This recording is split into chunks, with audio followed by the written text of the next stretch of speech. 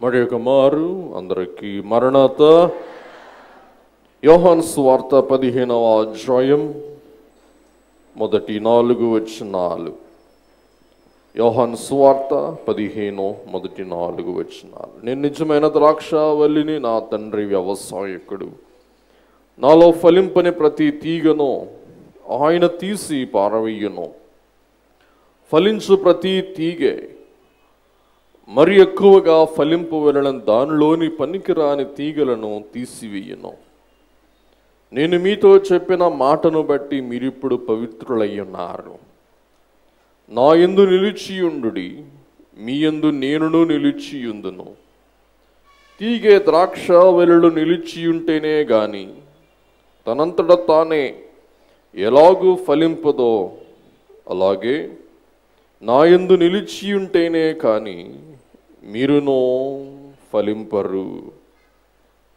పిల్లరా, దైవజనులు దేవదాసయ్య గారు దేవుని గురించి సెలవిస్తూ, దేవుడు సృష్టికర్త గాన ఆయన సృష్టింపకుండా ఊరకనే ఉండలేడు అని సెలవిచ్చిన వారై ఉన్నారు.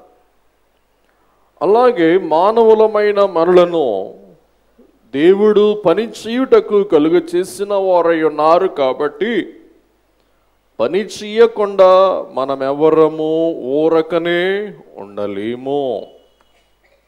ప్రతి వారికి దేవుడు ఒక్కొక్క పని అప్పగించిన వారై ఉన్నారు.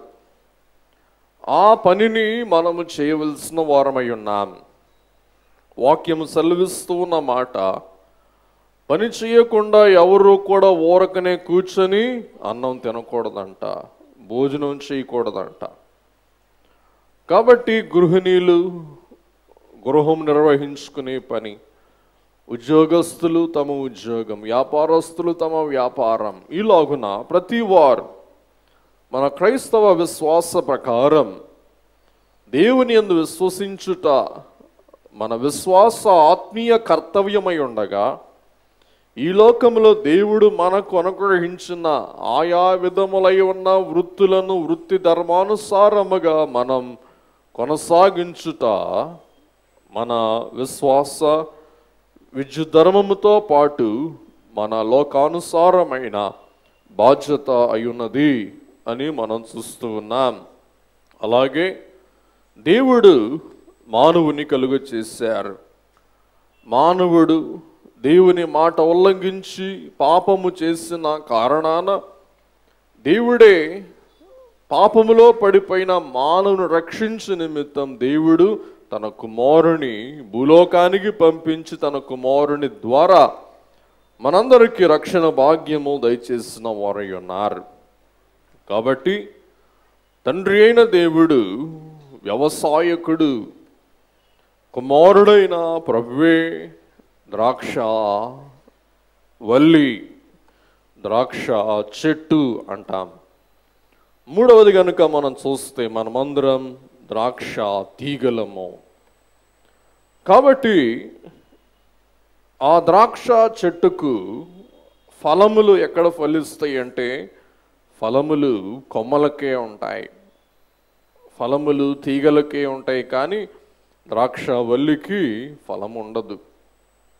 అలాగే మనము కొమ్మలంగా ప్రభువుకు అంటగట్టబడినప్పుడు కొమ్మలమై ఉన్న మనకు కలిగే భాగ్యం ఏంటంటే ఫలము, ఫలించే స్థితి అని మనం గ్రహింపగలుగుచు ఉన్నాం. అలాగే పరిశుద్ధాత్మ తండ్రి మనకు సారము దయచేస్తూ ఉన్న వారై ఉన్నారు. మరి ద్రాక్ష వల్లిలో నుండి కొమ్మలోనికి ఏమి ప్రవహిస్తుందంటే సారము ప్రవహిస్తుంది. ఆ సారం బట్టి ఆ తీగ జీవిస్తుంది. సారము లేకపోతే తీగ ఏమైపోద్ది? చనిపోద్ది. అసలు జీవించాలంటేనే ఆ తీగకేం కావాలా? సారము కావాలా. అలాగే జీవించటకు సారము, జీవించి జీవితము ద్వారా జీవించటం ద్వారా ఏం చేయాలా? ఫలించాలా. జీవిస్తే సరిపోదు, కానీ ఆ జీవము ద్వారా ఏం కలిగి ఉండాలా? ఫలాలు కలిగి ఉండాలా. మరి మీ పెరట్లో గులాబీ మొక్క వేశారనుకోండి, ఆ గులాబీ మొక్క ఎంతకాలానికి కూడా పుష్పాలు పూయట్లేదు, గులాబీ పువ్వులు పూయట్లేదు. ఆ చెట్టు ఉంచుతారా? ఉంచరు, తీసేస్తారు. అలాగే మనము కూడా ప్రభు కొరకు ఆత్మ ఫలాలు ఫలింపవలసిన వారమై ఉన్నాం.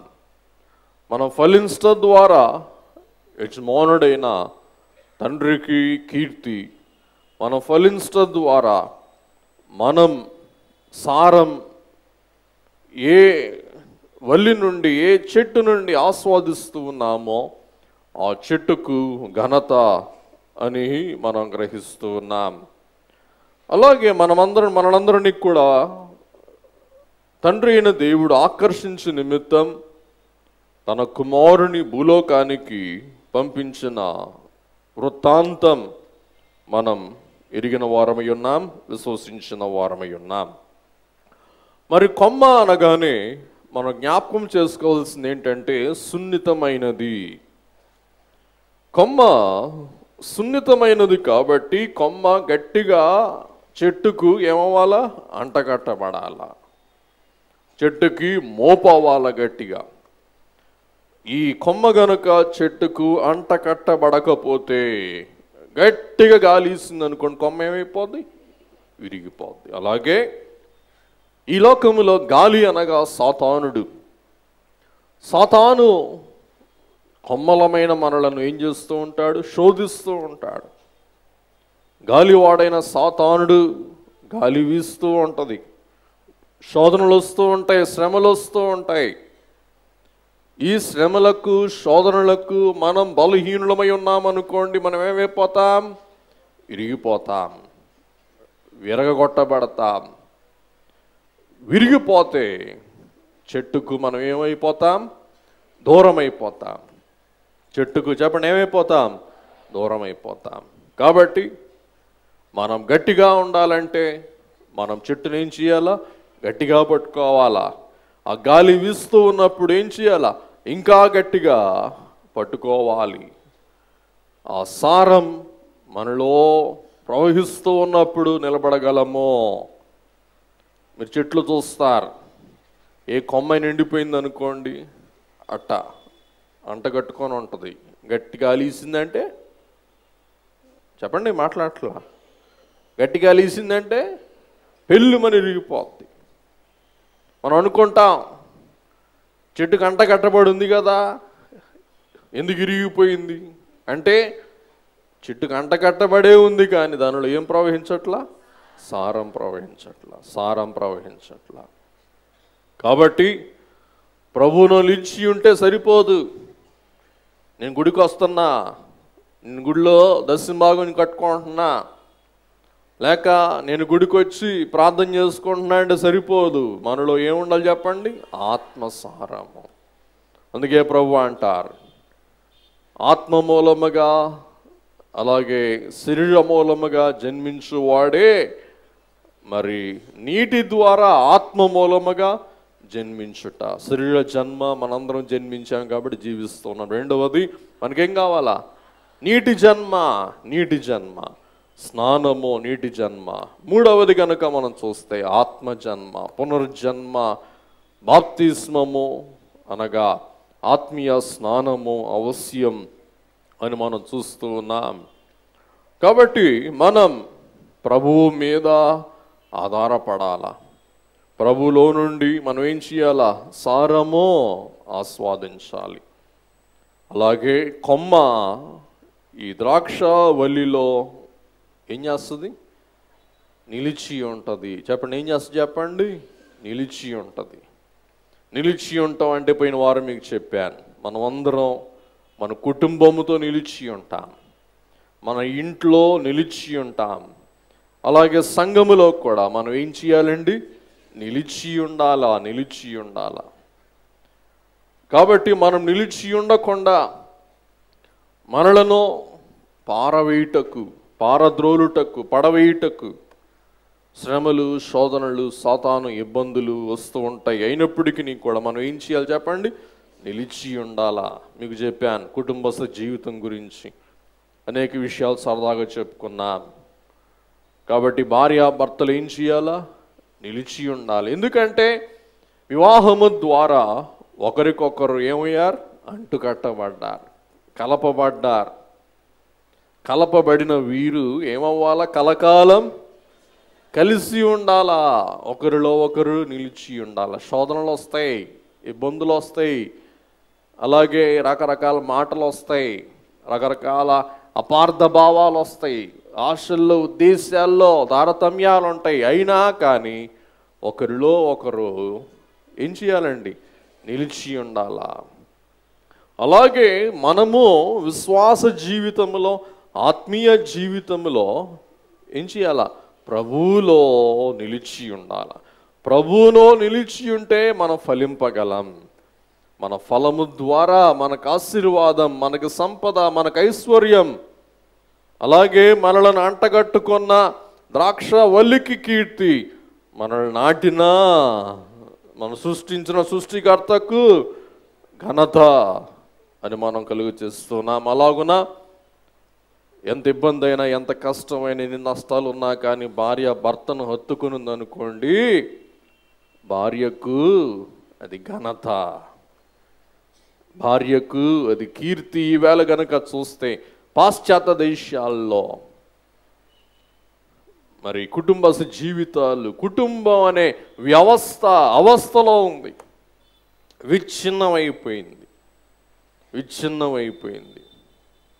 6 నెలలకో పెళ్ళి, సంవత్సరానికో పెళ్ళి, రకరకాల మరి అస్తవ్యస్త జీవితాలు, కుటుంబం అక్కడ మనం చూస్తూ ఉన్నాం పిల్లలు. చాలా వ్యసనాలు, చాలా ఇబ్బందికరమైన పరిణామాలు.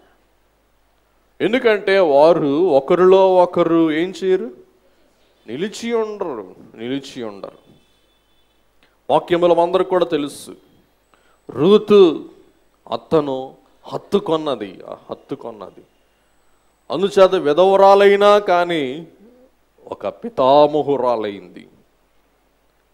ఓర్ఫా అత్తను విడనాడింది, నిలిచి ఉండలేదు, పారిపోయింది. కాబట్టి ఓర్ఫా ఏమైందో ఎవరికీ తెలియదు. అత్తి ఉన్నంత కాలం తన సంగతి ఏదో మనకు తెలుసు. అత్తను వదిలిన తర్వాత మరుక్షణం ఏమైందో తెలియదు. అసలు ఇంటికి వెళ్ళిందో కూడా లేదో కూడా తెలియదు. పుట్టింటికి వెళ్ళిందో లేదో కూడా రాయబడలా. అతను వదిలేసింది అంతే, వాక్యంలో అయిపోయింది కథ. కాబట్టి పిల్లరా, మనం కూడా ప్రభువును ఏం చేయాలంటండి? హత్తుకొని ఉండాలా. నిలిచి ఉండుట అంటే బస చెయ్యుట, కనిపెట్టుకొనుట అని మనం చూస్తూ ఉన్నాం. అలాగుననే యేసుక్రీస్తు ప్రభువే తండ్రిని హత్తుకొని ఉన్నారు. అలాగే మనము కూడా చెప్పండి, ఏం చేయాలా? కొమ్మను అనగా లేక ద్రాక్ష వల్లిని అనగా ప్రభువుని ఏం చేయాలా? హత్తుకొని ఉండాలా. ఇంకో మాట చెప్తాను. తల్లి తండ్రి ఒకరినొకరు హత్తుకొని ఉన్నారనుకోండి, పిల్లల తల్లిదండ్రులు హత్తుకొని ఉంటారు. తల్లి తండ్రి మొక్క చెక్కలయ్యారనుకోండి, పిల్లలు కూడా ఏమైపోతారు? గల్లంత అయిపోతారు, తారుమారైపోతారు, చెదిరిపోతారు. చూసారా, ఈవేళ విచ్ఛిన్నమైన కుటుంబాలలో బిడ్డలైన వారు ప్రేమ లేక, ఆప్యాయత లేక, ఆదరణ లేక వారే రకరకాలుగా వ్యసనాలకు లోనై వారు చెరసాలలకు, కోట్లకు పాలైపోతూ ఉండటం మనం గ్రహిస్తూ ఉన్నాం. కాబట్టి చెప్పండి, తల్లిదండ్రి ఏం చేయాలా? హత్తుకోవాలి. అప్పుడు బిడ్డలు కూడా ఏం చేస్తారు? హత్తుకొని ఉంటారు. లేకపోతే తల్లిదండ్రులు హత్తుకోకపోతే వారు ఒకరిలో ఒకరు నిలిచి ఉండలేరు, బిడ్డలు కూడా వారు ఏం చేయరు? నిలిచి ఉండరు. కాబట్టి మనము కూడా ప్రభువులు నిలిచి ఉండుట చాలా అవసరం. ఈ విషయం గురించి యేసుక్రీస్తు ప్రభువే సాక్ష్యం ఇస్తూ ఉన్నారు. నేను తండ్రి యందు నిలిచి ఉన్నాను. ఇందాక మనం చదువుకున్నాం యోహాను సువార్త 8:29. నన్ను పంపిన వాడు నాకు తోడై ఉన్నాడు, ఆయనకిష్టమైన కార్యము నేను ఎల్లప్పుడూ చెయ్యుదును గనుక ఆయన నన్ను ఒంటరిగా విడిచిపెట్టలేదని చెప్పాను. చూసారా, నేను ఎల్లప్పుడూ నన్ను పంపిన వాడు అనగా తండ్రి అయిన దేవుని అనుకూలమైన ఇష్టమైన జీవితం నేను జీవిస్తున్నాను గనక ఆయన నన్ను ఒంటరిగా ఎప్పుడు విడిచిపెట్టలేదని చెప్పాను. అలాగే యోహాను సువార్త 16:32, ఇదిగో మీలో ప్రతి వాడునో ఎవని ఇంటికి వాడు చెదిరిపోయి నన్ను ఒంటరిగా విడిచిపెట్టు గడియ వచ్చుచున్నది, వచ్చేయున్నది. అయితే తండ్రి నాతో ఉన్నాడు గనక నేను ఒంటరిగా లేను. కాబట్టి కుమారుడు తండ్రి యందు ఉన్నాడు, తండ్రి కుమారుని యందు ఉన్నారు. శిష్యులు విడిచిపెట్టేశారు. ఇది ఎప్పుడంటే మేడగ దిగి వస్తూ ఉన్నారు. ప్రభు శిలువ మరణ కాలమందు శిష్యులు ఏమైపోయారు? ప్రభువును పట్టుకొన్నారు, వీరు చెదిరిపోయారు. రోమా సైనికులు వచ్చి ఎప్పుడైతే ప్రభువును బంధించారో వీరేమైపోయారు? ప్రభువును విడిచిపెట్టి చల్లా చెదరైపోయారు, పారిపోయారు. అప్పుడు ప్రభు అంటారు, మీరు నన్ను విడిచిపెట్టేశారు, నన్ను ఒంటరిగా విడిచిపెట్టు గడియ వచ్చుచున్నది, వస్తుంది కాదు వచ్చేసింది, ఇంకాసేపట్లో వచ్చేసింది. ఒక్కరైనా ప్రభుతో ఉన్నారా? లేరు. కానీ ప్రభుతో ఎవరున్నారు? తండ్రి నాతో ఉన్నాడు కనుక నేను ఒంటరిగా లేను. కాబట్టి ఇమ్మానుయేలు అనగా దేవుడు మనకు తోడు. మనము దేవునితో ఉంటే దేవుడు మనతో ఉండు వారై ఉన్నారు. మనము దేవుని యందు నిలిచి ఉంటే దేవుడు మన యందు నిలిచి ఉంటారు. కాబట్టి పిల్లరా, ఇది చాలా అవసరమని మనం గ్రహిస్తూ ఉన్నాం. ఎంతవరకు తండ్రి కుమారుని యందు నిలిచి ఉన్నారంటే,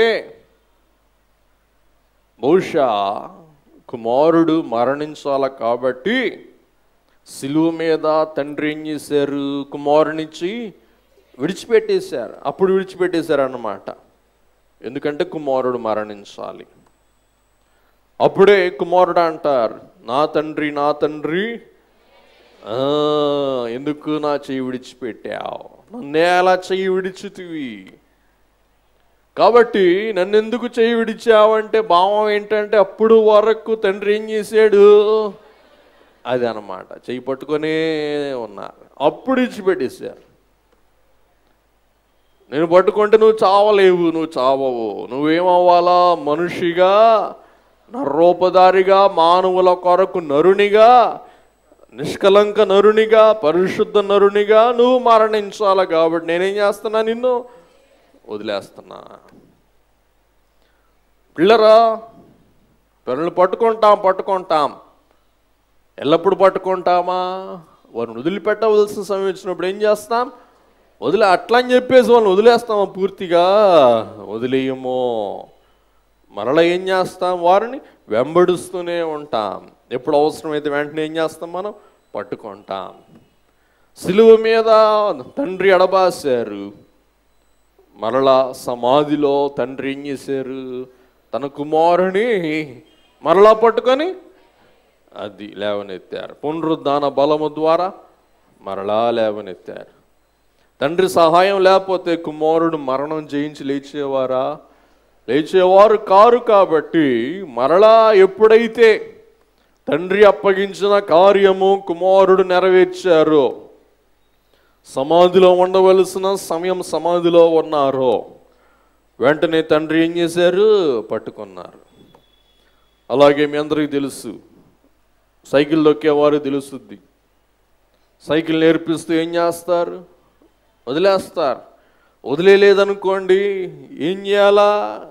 పట్టుకొని బతుకంతా సైకిల్ పట్టుకొని పరిగెత్తాలన్నమాట. సైకిల్ తొక్కేటప్పుడు మీరు సైకిల్ వదిలిపెట్టలేదనుకోండి, రోజు స్కూల్కి వెళ్తా అమ్మాయో అబ్బాయో ఏమంటాడు, మమ్మీ పట్టుకో పడిపోతాను నేను స్కూల్ దాకా, నన్ను విడిచిపెట్టు. అలాగే పిల్లరా, దేవుడు మన జీవితాలలో అప్పుడప్పుడు ఏం చేసినట్టు ఉంటారు, విడిచిపెట్టినట్టు ఉంటారు, కానీ విడిచిపెట్టరు, కానీ ఏం చేస్తారు, మరలా పట్టుకుంటారు. కాబట్టి యోహాను సువార్త 6వ అధ్యాయం 39వ వచనం, నా ఇష్టం నెరవేర్చుటకు నేను రాలేదు, నన్ను పంపిన వాని చిత్తం నెరవేర్చుటకే పరలోకము నుండి దిగి వచ్చును. నా ఇష్టం నెరవేర్చుటకు నేను రాలేదు, కానీ ఎవరి ఇష్టం నెరవేర్చుటకు వచ్చాను, పరలోకము నుండి తండ్రి చిత్తము నెరవేర్చుటకు నేను వచ్చి ఉన్నాను. 40వ వచనం, ఆయన నాకు అనుగ్రహించిన దాని అంతటిలో నేనేమీ పోగొట్టుకొని కంచెదనున్నాను, దాని లేపుటిగే నన్ను పంపిన వాని చిత్తమై ఉన్నది. కాబట్టి ఎక్కడ కూడా పొట్లుకి వెళ్ళకూడదు. పొట్లుకి వెళ్తే ఏమైపోద్ది, అసలు పట్టి దిగిపోద్ది అన్నమాట. అప్పుడప్పుడు ఏం చేయాలా, పట్టు సడలిస్తూ ఉండాలా, పట్టుకుంటా ఉండాలి. అలా కుటుంబ జీవితంలో కూడా ఇవాళ గోంగూర మాంసమే వండుతానని పట్టుకున్నారనుకోండి, గోంగూర మాంసం కాదు కదా, గోంగూర చట్నీ కూడా మనకు కుదరదు, గోంగూర చట్నీ కూడా తినలేము. ఇవాళ గోంగూర మాంసం, సరే వచ్చే వారం దోసకాయ మాంసం, ఆ పై వారం పుచ్చకాయ మాంసం, ఏదో ఒకటి. ఒక వారానికి ఒకరి ఇష్టం, రే నీకేం ఇష్టం రా, బుజ్జోడా నీకేం ఇష్టం రా, పొట్లు అన్నమాట. అలాగే కుమారుడు కూడా తండ్రి చిత్తము నెరవేర్చుట మనం చూస్తూ ఉన్నాం. కుమారుడై ఉండి కూడా ఆయన ఏం చేశారంట, తండ్రి చిత్తము నెరవేర్చారు. అలాగున ఈవేళ తగాదాల కారణం ఏంటంటే పట్టు పట్టు పట్టు అన్నమాట. ఝాన్సీ లక్ష్మీబాయి, కాబట్టి ఝాన్సీ లక్ష్మీబాయిలు ఇప్పుడు ఒంటరిగానే ఉంటారు. ఝాన్సీ లక్ష్మీబాయిలకి ఎవరు ఉండరు, భర్తలు ఉండరు అన్నమాట. వాళ్ళు ఒంటరి వాళ్ళు, కత్తి పట్టుకుంటారు. ఏం కత్తి, కూరగాయలు జరిగే కత్తి కాదు, ఏం కత్తి, పీకలు తీసే కత్తి అన్నమాట. కాబట్టి పిల్లరా, ఝాన్సీ లక్ష్మీబాయిలు ఏం చేయరు,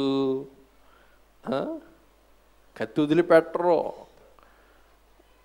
అయిలారా అట్లాగే మనం కూడా అమ్మలు చెప్తుండే మనం నవ్వుకుంటున్నాం, తప్పు. మనం కూడా ఏం చేయాలా, అప్పుడప్పుడు పట్టు పట్టాలా, కొన్ని విషయాల్లో పట్టు, అది వదిలిపెట్టాలా. బాగా చెప్పారు, వదిలిపెట్టాలా.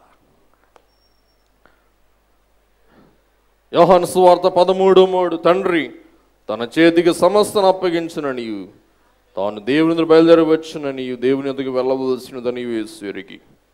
తండ్రి తన చేతికి సమస్తమును అప్పగించననియు.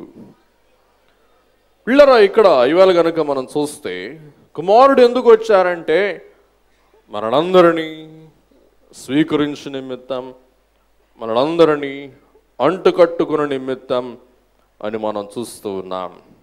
కాబట్టి ఒక విషయం మరలా మనం స్మరించుకుంటే, ద్రాక్ష చెట్టు ఎట్లా ఉంటుందో కొమ్మ కూడా అట్లాగే ఉంటుంది. అలాగే ప్రభు ఎట్లా ఉన్నారో మనము కూడా అలాగే ఉండటానికి ప్రయత్నించవలసిన వారమై ఉన్నాం.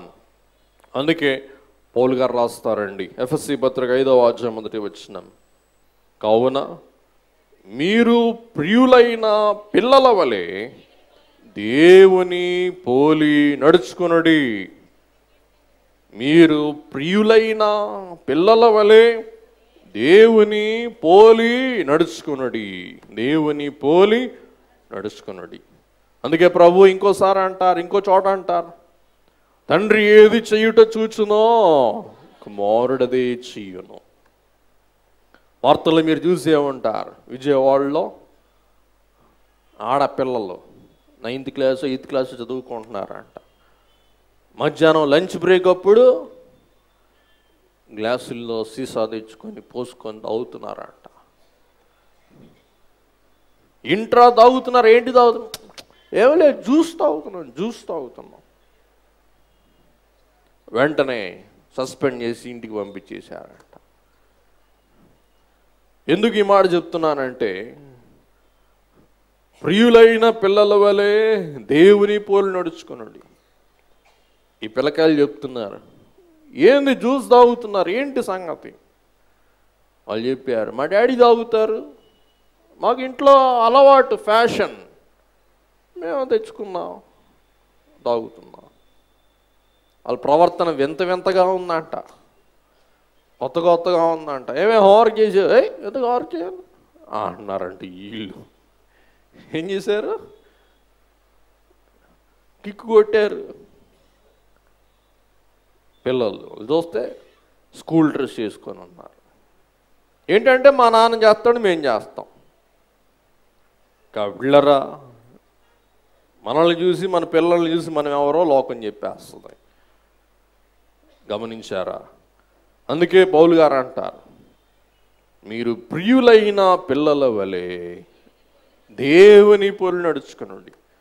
అందుకే పౌలు గారు అంటారు, నేను క్రీస్తును పోలి నడుచుకున్న రీతిగా మీరు నన్ను పోలి నడుచుకోండి. ఆయన తండ్రి క్రీస్తు నేను పోలి నడుచుకుంటున్నాను, మీరేం చేయండి? నన్ను పోలి నడుచుకోండి. దేవుని పోలిక ఎందుకు చెప్పానంటే, ద్రాక్ష చెట్టు వలె ఏముంటుంది?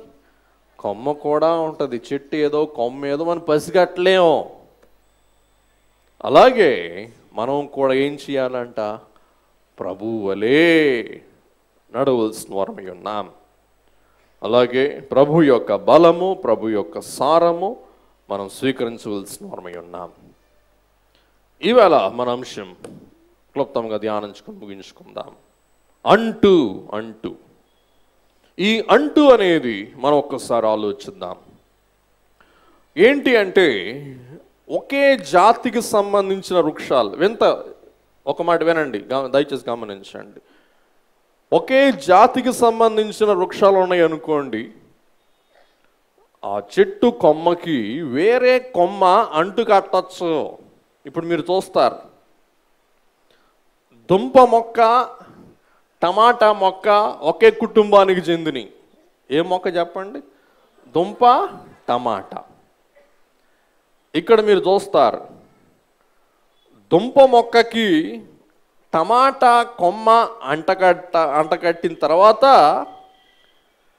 ఆ టమాటా కొమ్మ దుంప మొక్కకి అంటకట్టబడి టమాటా కాయలు కాస్తుంది. మొక్క దుంప, కొమ్మ టమాటా, కాయ టమాటా. ఇదే మనం ఏమంటామంటే అంటుకట్టబడుట. ఎందుకంటే టమాటా చెట్టు బలహీనమైంది అనుకోండి, లేక టమాటా చెట్టుకి పురుగు పడుతుంది అనుకోండి, దుంప కాడ గట్టిదనుకోండి, ఈ దుంప కాడకి ఏమంటు కడతారు? టమాటా కొమ్మ అంట కడతారు. కాబట్టి దీనిని మనం ఏమంటామంటే వేరు కలిగిన చెట్టు, దానికి మనం ఏమంట కడతామంటే చిగురు. మనం గ్రహించాల్సింది మూలకాండ, చిగురు.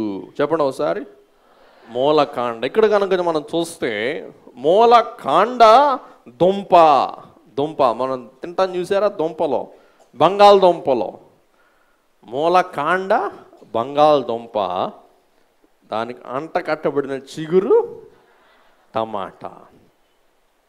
అలాగే మన విశ్వాస జీవితము కూడా, అలాగే సంసార జీవితము కూడా దేనికి అంట కడతామో ఫలమును బలమును అది రుజువు చేస్తూ ఉంటుందని చూస్తూ ఉన్నా. ఇది మీకు వింతగా ఉండదు, చూడండి ఒకసారి experiment. This is a unique grafting and tomato and potato, since these are the same genus, the Solanum genus. This is the Solanum lycopersicum. Tomato is the Solanum lycopersicum and potato is Solanum tuberosum. So if you want to get grafting, there should be similar genus, at least similar family or similar genus, that should be grafting. So I am grafting the tomato and potato. The main objective is, from the potato plant you can get tubers, potatoes from the soil, garden soil, from the below, and the tomato will be growing in the above side of the shoots. So at the same time, in a single plant you can get potato, and at the same time you can get the tomato. So I am giving you the tutorial how to make grafting of this tomato and potato. So before making the grafting, you please make sure that your cutting tools should be very sterilized. So I am making the cutting tool sterilized. This is a isopropyl alcohol. I will be sterilize the tools with this alcohol. Otherwise you can do it with your, if you have Dettol, you can use Dettol also, or you can give it a flame, and that should be sterilized properly. And your hands should be properly washed with. ఇక్కడ గమనించాలి మీరు, ఆ కొమ్మని ఈ చెట్టుకు ఏం చేస్తున్నారు? అంటు కడుతున్నారు. అంటు కట్టే సమయం ఉంది, అందుకే ఆపాను. కత్తి వాడతారు. ఏం వాడతారు చెప్పండి? కత్తి. ఆ చెట్టు నుండి ఏం చేయాలి? ఈ కత్తితో త్రుంచాల. త్రుంచి మళ్ళా ఈ చెట్టుకి ఏం చేయాలా? అంటు కట్టాల. ఈ అంటు కట్టే సమయం చూడండి, కత్తి కంట పొదునుండాల. ఆ కత్తి కల్మషం లేనిదై ఉండాలి. అంటే కత్తికి మాలిన్యం ఉండకూడదు. కత్తి ఏం చేయాలి? క్లీన్ చేయాలి. డెటాల్ పెట్టి క్లీన్ చేస్తున్నాడు చూడండి. అలాగే మనం ప్రభువుతో అంట కట్టబడాలంటే కత్తి కావాలా? ఏం కత్తి? అది అన్నమాట. అది చెప్పడానికి ఆపాను ఇక్కడ. ఇది ఉంటే మన లోకం నుండి సపరేట్ అవుతాం, ప్రభువుతో దీని ద్వారా కలుస్తాం అన్నమాట. అందుకే వాక్యం రెండంచుల వాడి అయినా ఖడ్గం. ఇది లేకపోతే మనం లోకానికి దూరం కాము, దేవునికి దగ్గర కాము. ఈ వాక్యమే ఎటువంటిదంటే శుద్ధమైనది అన్నమాట అండి. ఈ వాక్యం ఎటువంటి చెప్పండి ఒకసారి? క్లీన్ అన్నమాట. క్లీన్ క్లీన్ క్లీన్ అంటే మీరు అంటారు, ఎట్టా క్లీన్ అండి అంటారు. ఈ వాక్యంలో ప్రతి వారి జీవితం ఉన్నది ఉన్నట్లుగా రాయబడింది. నోవాహు తీసుకోండి. నోవాహు ఎంత భక్తిపరుడో, తర్వాత ఏమైపోయాడు? అంతా చిలిపోడైపోయాడు అన్నమాట. దావీదు ఎంత మహారాజో ఏమైపోయాడు? అంత బలహీనుడైపోయాడు. సొలొమోన్ ఎంత ఐశ్వర్యవంతుడో, ఆయనకి ఎంత ఆస్తుందో అంతమంది భార్యలు కూడా ఉన్నారు. వాస్తవిక జీవితం అన్నమాట. అందరి జీవితాలు ప్రభు జీవితంలో కూడా వాస్తవ జీవితాలే. ప్రభు జీవితం గురించి కూడా తెలియచేస్తూ పరిసయ్యులు శాస్త్రులు ఏమన్నారంట? ఈయన దయ్యం పట్టిన వాడన్నారు. తీసేలేదే, రాశారు. అది కూడా అన్నీ రాశారు. ఏది ఎడిట్ చేయలా, ఏది సెన్సార్ చేయలా, ఏది తొలగించలా. ఎందుకంటే ఈ కత్తి కరెక్ట్గా ఉన్న కత్తి అన్నమాట. కాబట్టి ఇందులో తీసివేతలు లేవు, చేర్చవేతలు లేవు. ఉన్నది ఉన్నట్లు దేవుడు రాశారు. అందుచేత ఈ అంటు కట్టే సమయమందు ఆ కత్తి ఎట్లా ఉండాలంట? శుభ్రంగా ఉండాలా. ఇంకో మాట అంటాను, పరిశుభ్రంగా ఉండాలి. లేకపోతే ఆ కత్తికున్న మాలిన్యం దేనికి అంటుకుంటుంది? ఈ మొదలకి అంటుకోవచ్చు, కొమ్మకు అంటుకోవచ్చు, అది కుళ్ళిపోవచ్చు, పండగపోవచ్చు, దానికి జబ్బు రావచ్చు. అందుచేత మన మిషన్ చెప్పండి, ఏ మిషను? Bible machine. అందుచేత మన మిషను బైబిల్ అనే కత్తి ద్వారా ఆధారపడిన మిషన్ మనం చూస్తున్నాం. Washed with soaps, and I am giving it proper sterilization here with alcohol. And if you are making grafting, make sure both the stems should be of similar width, similar diameter. You should choose a graft that should be a similar diameter of this. So first I am taking this one. I am taking grafting. I will be take graft from this one. So I am taking grafting from cutting the portion from this one. So this is the portion I have cut here from the tomato plant, and make a slant cutting of around 45 degree.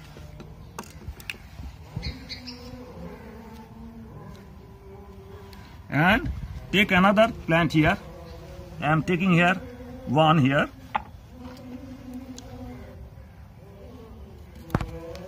So this one I have cut here.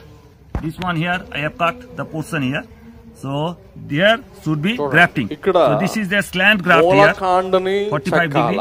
And here is కొమ్మని కూడా ఏం చేయాలా? చెక్కాలి. రెండు చెక్కాలన్నమాట. మూలకాండ చెక్కాలా, కొమ్మ చెక్కాలా. కొమ్మ చెక్కటం అంటే, చిగురు చెక్కటం అంటే స్వనీతిని తీసేయటం అన్నమాట. అందుకే దేవుడు రాశారు, నీతి మార్గమున నిలుపును నన్ను, నీతి లేని నాకు తన సునీతి దయచేయును. చెప్పండి, స్వనీతిని త్రుంచును. చెప్పండి అందరూ ఒకసారి, స్వనీతిని త్రుంచును.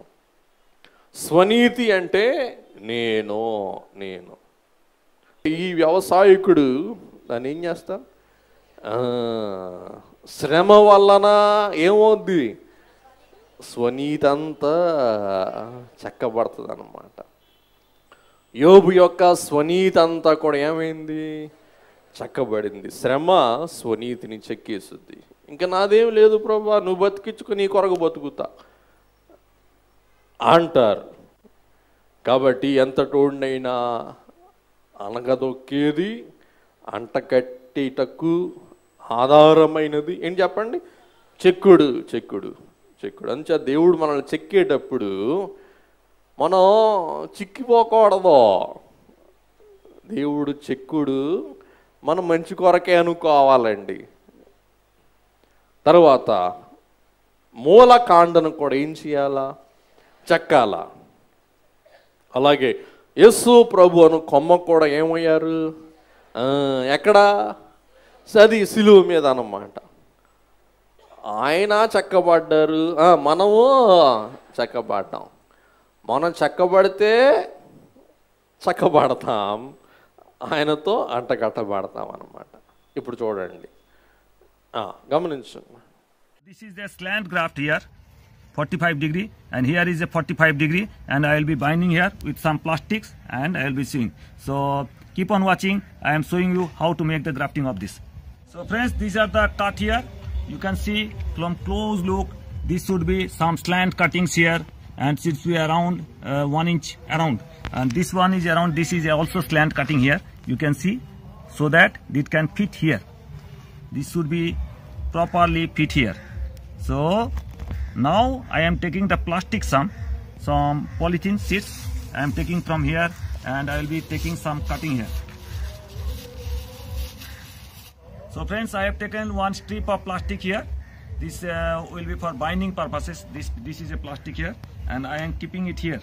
So this is the scion, this is the stalk root. Stalk root is from potato, and the scion is from tomato.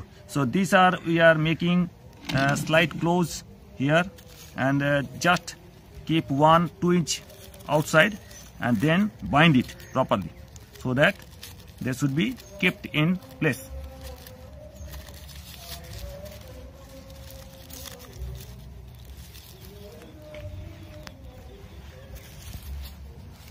The cut portion should be in proper place.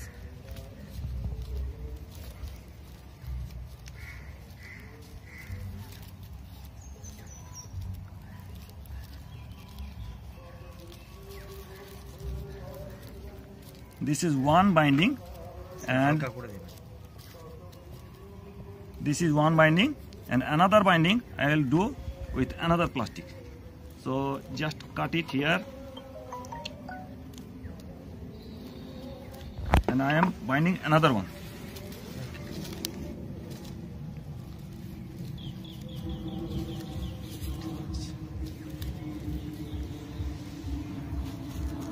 So this is the bind. Just keep it inside in shade for at least 5 to 6 days. You please keep it under shade. There is a shade under shade. You keep it under shade, and then you can keep it out in the open sunlight. So this is now my grafting is complete, and I will give you updates after 7 to 10 days after. I will be giving you the updates. What are the results of this grafting? Friends, 2 grafting we have done. This one is here. We have made grafting. This one is a potato portion, stalk portion, root stalk is top potato, and the scion portion is tomato. This one is a potato plant, this one is root stalk, and this one is tomato. So this, both are from the same genus Solanum, same family Solanaceae, and we have grafted here. And now what you have to do, I'd like to do, spray water on it. You have to spray water on the whole plant, and keep in mind, you have to spray water every day, twice in a day. At the morning and at the afternoon time, you have to spray water. Otherwise, the plants will be wilting. They may die. So stalk portion or scion portion may die. So you have to spray water. You have to keep it under shade for 5 to 7 days, and you have to spray every day twice, morning time and afternoon time. You spray water like this. Otherwise, they will wilt down. So friends, keep it up and keep on watching. I'll be giving you updates after 7 days. What is the result of these plants? Thank you. Welcome back, friends. After 10 days of grafting these tomato plants over the potato plants, both are from Solanaceae family, and we have grafted 10 days back that we are. This is the now situation.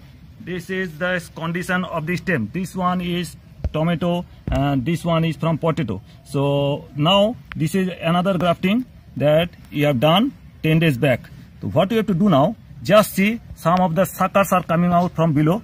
You have to remove all the suckers from here. Otherwise, plant growth will be stunted. So this one here, and I am removing another. This one is a sucker. You have to remove when the grafting is done. You have to remove all the suckers. These are suckers I have removed, and one sucker is coming out from below. So remove that one also. So I have removed all the suckers from the plants and this now will be getting bigger and better. So this one I have all this. So friends, this is the one stem.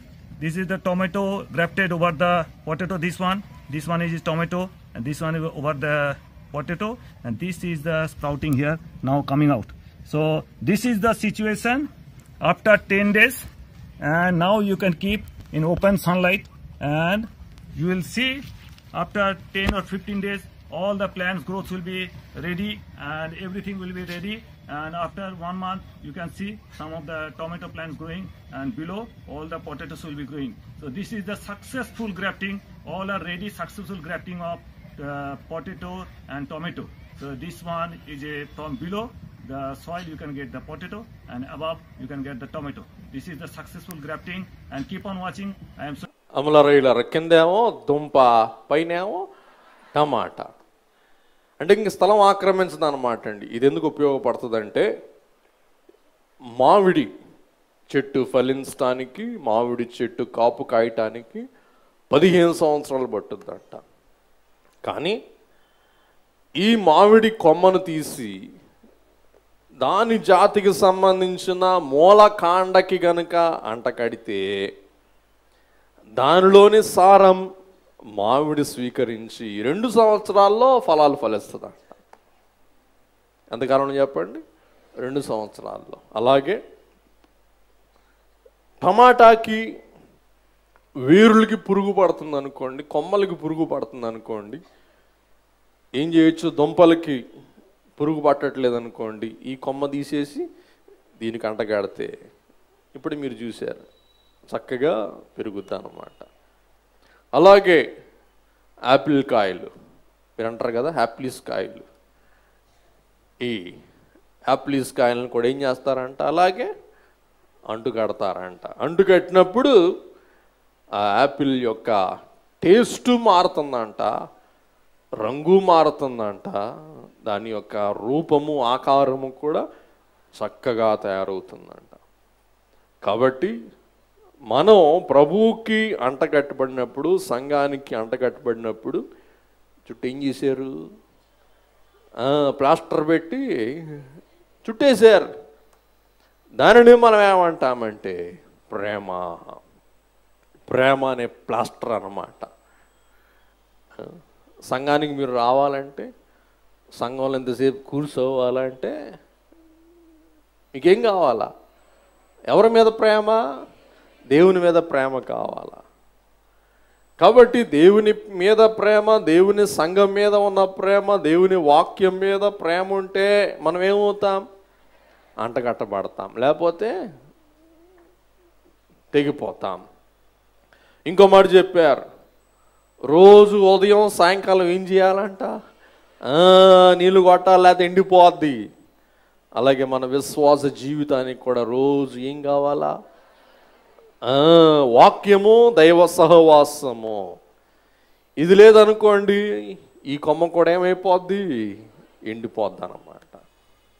కాబట్టి క్రింద ఫలాలు, పైన ఫలము, తద్వారా దేవునికి మనం మహిమ కలుగుచే వారం అయ్యున్నాం అని చూస్తూ, మరి యోహాన్ 15:2 కనుక మనం గ్రహిస్తే, నాలో ఫలింపని ప్రతి తీగను ఆయన తీసి పారవేయును, ఫలించు ప్రతి తీగే మరి ఎక్కువగా ఫలింపవలనని దానిలోని పనికిరాని తీగలను తీసివేయును. పనికిరాని తీగలను తీసివేయును.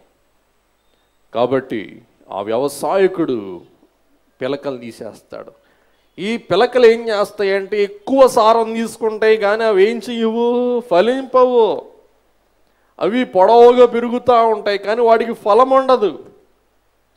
అలాగే సంఘములో కూడా ఫలము లేకుండా జీవించే వారమై మనం ఉండకూడదు. కానీ మనము జీవిస్తూ ఉన్నామంటే మన జీవితము ద్వారా మనం ఏం కాయాలా? ఆత్మ ఫలాలు కాయాలా. ఎందరికీ తెలుసు ఆత్మ ఫలాలు గలతీ 5:22 నుండి మనం గ్రహిస్తాం. ప్రేమ, సంతోషం, సమాధానం, ఆశ, నిగ్రహం, సాత్వికం, సహనం, దీర్ఘశాంతం, దయాలత్వం, మంచితనం, ఇవన్నీ ఆత్మ ఫలాలు అన్నమాట అండి. ఆ ఫలాలు ఫలించామనుకోండి, మనం ఏమయ్యాం? అంటగట్టబడ్డాం.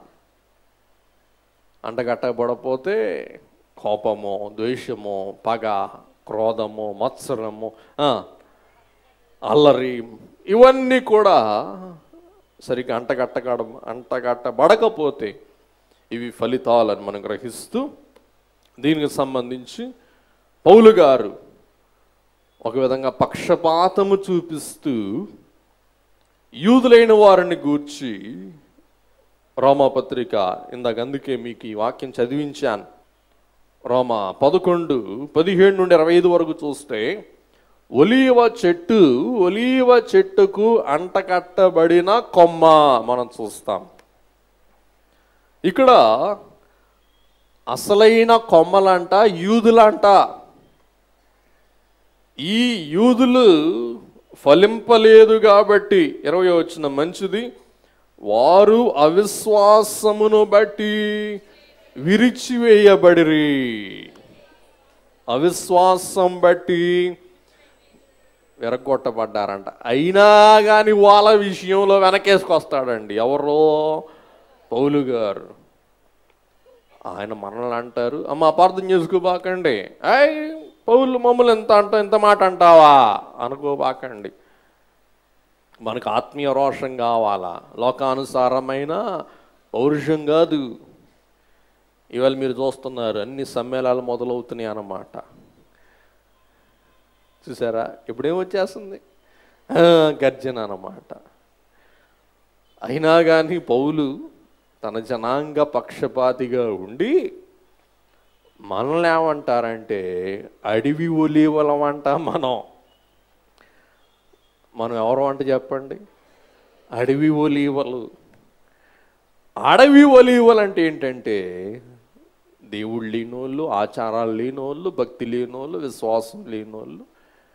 ఒక విధంగా చెప్పాలంటే, మామూలు భాషలో చెప్పాలంటే నాటు అన్నమాట. నాటు గుడ్డు అంటారు చూసారా? నాటు కోడి అంటారు చూసారా? అంటే మనం ఎవరం అంట?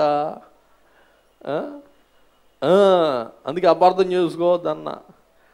మనం యూదులం కాదు, కానీ మనమేమయ్యా ఈ ఒలీవ చెట్టుకు అంటగట్టబడ్డాం అని అంటూ 22వ వచనం, దేవుని అనుగ్రహమును కాఠిన్యమును అనగా పడిపోయిన వారి మీద కాఠిన్యమును నీవు అనుగ్రహ ప్రాప్తుడవై నిలిచి ఉన్న ఎడలా నీ మీద ఉన్న దేవుని అనుగ్రహమును చూడుమో, అట్లు నిలువని ఎడలా నీవునో నరికి వేయబడదు.